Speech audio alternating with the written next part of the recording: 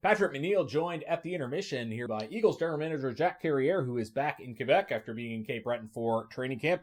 Jack, give us your impressions on training camp and how you feel the team came together as we head into the regular season. Training camp was a bit different, Pat, with the numbers of players that we're allowed to bring into training camp, maxed at 35. It would have been a very good season or a very good training camp for us to bring as many players as we could because we had 18 picks last year at the draft, so it would have been a good year for us to bring all those guys. Every training camp, you have surprises, whether they be invites or later picks that you look at and you go, wow, and they take you right to the end, or some of them make the team. We didn't get to experience that this year with the numbers locked at 35. Having said that, we're very happy with the players brought. We brought some players from our previous drafts, only 4 or 5 players from this past draft. All the players delivered what we were expecting that they would deliver.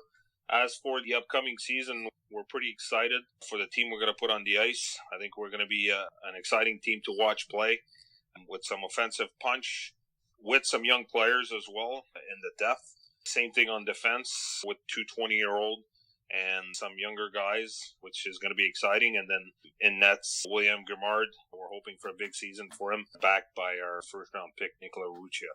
Now, you make 3 trades for veteran players and Emile Hegarty-Aubin, Jack Campbell, and Jacob Squires. Tell us the rationale behind these trades and what those 3 bring to the Eagles. We had a pretty old team last year, and we had some excess 20-year-old overagers. We decided we were going to trade one of them. We wanted to keep Sean Element. We wanted to keep Jared Baker. Wanted to keep Nathan LaRose. So at that point, Kyle Ovlena was becoming the odd man out. Started shopping him around. And of course, when you get a 20-year-old out of your lineup, you want to get some kind of experience. And we had targeted some players. Emile Hegarty-Aubin was one of those. I started negotiating with Gatineau. We're able to land Emile Hegarty-Aubin. All of our hockey guys were pretty happy with. Emile Hegarty-Aubin is a guy that works all the time. He truly displays all the qualities of an Eagle.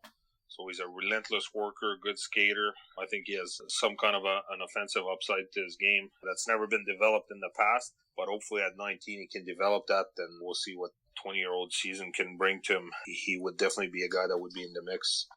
Jack Campbell, we were sort of looking at the end of camp. We're always looking to make the team better. I started surfing around the league and asking who the young players that were available throughout the league, because right after training camp, sometimes teams find that they have an excess of young players. Started shopping for that. To our great surprise, Jack Campbell became available in Drummondville. He's a player that we really liked this draft year. The scouts were disappointed that we didn't get to pick him because Drummondville had picked him before us. We always keep an open file, if you want, on those players. The same thing happened with Jake Squires when you think about it. When you can land a 17-year-old player that's got league experience that were on your draft list that you really like, it's a plus. Those guys that are picked in the 3rd, 4th, 5th round, the ratio of them playing in the league is probably 30, 40%, something like this. So when you get a proven player, or a player that's played some games in the range of the 55 games for Campbell, and I think it's about the same for Squires, when you can get those players for picks, we still have 17 picks for the upcoming draft. It's a no-brainer for us. We thought the cost was minimal to acquire players that had experience in the league, and they made our team better.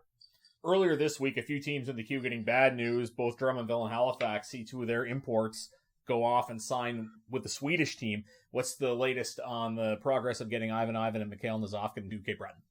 I'm in touch with their agents or with the players on a weekly basis. Both IIHF transfers are signed, so the players belong to us. Sometimes that's a problem. In those 2 cases, it's not. We have the 2 IIHF transfer cards. That's good news in itself. For Ivan, we're simply and only waiting for the travel authorization from the federal government to cross the Canadian border.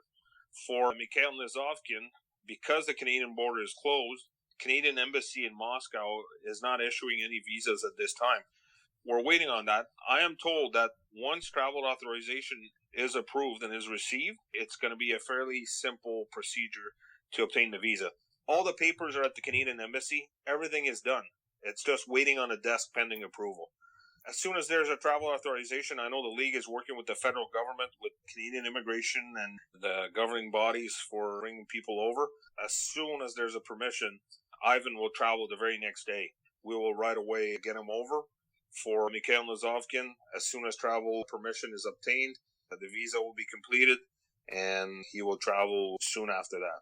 Do you have a vision for this team for the full season as to whether or not it would be a buy or sell year come the holidays?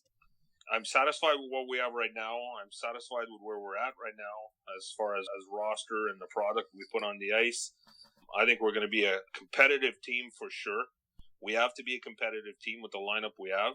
Come Christmas time, when the trade starts, perhaps a month before that, in late November or early December, we're going to sit down with the hockey operations and we're going to go over what we have on our team, what the other teams are like, and we'll make a decision as to whether we keep on going forward or we put the brakes on and we sort of look at our assets and see what could be brought. One thing we have to remember is that last year was a year where we went for it. We made some trades to acquire Xavier Bouchard, to acquire Sean Element.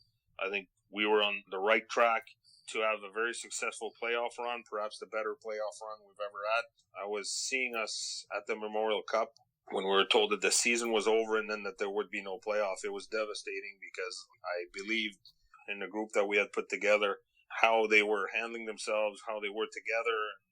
The team spirit on that team was absolutely incredible. It was something I'd rarely seen before. We were robbed of that by COVID. We start the cycle again.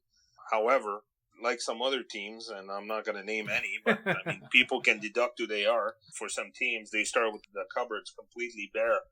We're not at that stage. We're going to be competitive, and it's going to be up to us to decide at Christmas where we want to go. If we decide to go, we have some assets to pay. And if we decide not to go, we can restart building something pretty good for the future. One way or another, I think we're going to do pretty good. It's going to be an interesting season for sure. Thanks for telling us about it, Jack. I'm sure we'll be having you on throughout the year. Thank you, Pat. Have a good one. Take care. That's Jacques Carrière. He's the Eagles general manager joining us here on the broadcast. You're listening to McDonald Auto Hub, Cape Breton Eagles hockey on 1270 CJCB.